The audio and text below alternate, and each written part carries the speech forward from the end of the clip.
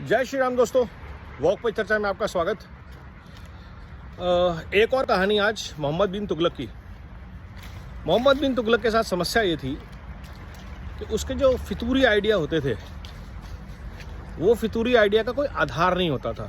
Idea अच्छे बुरे हो सकते हैं, बट क्योंकि वो आइडिया एक फितूरी तरीके से प्रेजेंट किए जाते थे कि राजधानी शिफ्ट कर दो, चमड़े के सिक्के चला दो, तो उसकी वजह से क्या होता था कि बहुत समय का, बहुत लोगों का नुकसान होता था, देश का नुकसान होता था। और तुगलक लेन पे रहने वाला जो हमारा युवा तुगलक है, उसके आजकल आप फरमान सुन ही रहे हैं। रीडिस्ट्रीब्यूशन ऑफ वेल्थ, जाति गणगणना, देश का एक्सरे। जब देश में एक स्ट्रक्चर्ड वे में प्रोग्रेस हो रही है और आउटकम्स दिख रहे हैं, तो ऐसे फितूरी आइडियाज़ को देश रिजेक्ट करेगा कि नहीं करेगा? और यही हो रहा है।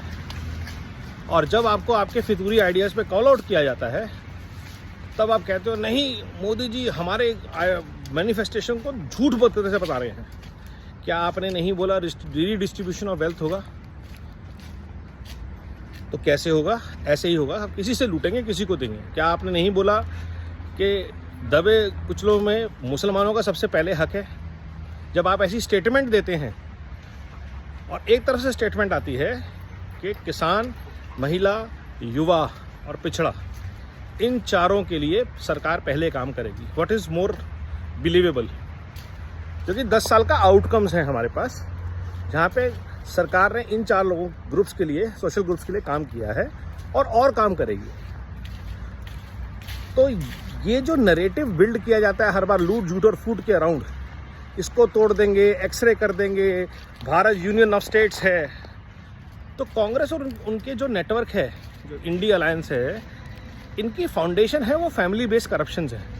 कोई भी पार्टी, कोई भी लीडर किसी को एक आंख नहीं सुहाता, लेकिन सबको पता है कि अगर मोदी वापस आ गया तो होगा भ्रष्टाचार पे करारा प्रहार, और इन सब के केसेस लगे हुए हैं। तो देश क्या चाह रहा है कि बढ़ती रहे प्रगति की रफ्तार, फूलता फलता रहे धंधा व्यापार, मिलता रहे, बढ़ता रहे रोजगार। इसलिए मोदी सरकार, अब की बार मोदी सरकार। तो कल जब इलेक्शन का दूसरा राउंड शुरू हो रहा है, मेरा सारे भारतवासियों से अनुरोध, जहां तक ये वीडियो पहुंच सके, वोट करें, भ्रष्टाचार पे, परिवारवाद पे, लूट झूठ और फूट की राजनीति पे चोट करें। ये हमारे लिए आज बहुत ज़रूरी है। वंदे भारत, वंदे मातरम, नमो भारत।